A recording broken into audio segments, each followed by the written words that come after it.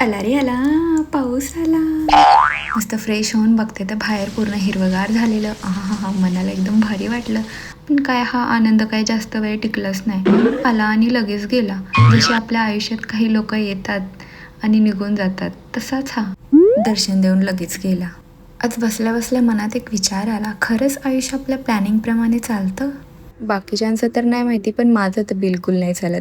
हे बघा, आमच्या मम्मीला सकाळी उठल्या उठल्या साफसफाई, दुपारी साफसफाई, रात्री साफसफाई. साफसफाई इज इक्वल टू मम्मी. आणि आज रात्री बघा काय शिस्त आहे, मटर पनीर.